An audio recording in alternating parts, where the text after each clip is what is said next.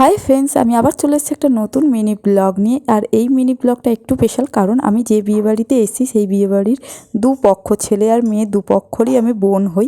আরেকটা আমার পরিচয় আছে, যেটা হলো আমরা পাহাড়ি বন্ধু, একসাথেই আমরা সবসময় পাহাড় যাই। যাই হোক, এখানে দিদির হলুদের কিছু নিয়ম আছে, সেগুলোই নিয়মগুলো দেখানো হচ্ছে তোমাদেরকে। তারপরে এই যে বৃদ্ধির জন্য রেডি হয়ে গেছে, তারপরে রাতে বিয়ের জন্য আমার ফাইনাল লুকটা, আমি খুব তাড়াহুড়ো করে রেডি হয়েছি।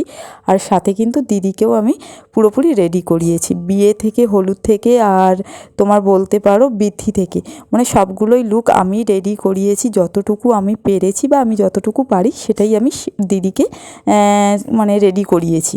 তো যাই হোক, এখানে আমাদের পাহাড়ি ফুল টিম সবাই এখন ফুচকা খাচ্ছি, আর এখানে বিয়েও শুরু হয়ে গেছে। আর এখানে দিদিকে কেমন লাগছে, আমি দিদিকে সাজিয়েছি, সেটা অবশ্যই কমেন্ট করে জানিও। আর এখানে ফাইনাল বিয়ে শুরু হয়ে গেছে। আর এইটা মানে এই যে মুহূর্তটা একটা মেয়ের জীবনে অনেকটা দামি। যাই হোক, তারপরে রাতে এই যে খাওয়া দাওয়া করলাম, মানে ডিনার করলাম, তারপরে রাতে আমি একটু রিলস বানাচ্ছিলাম।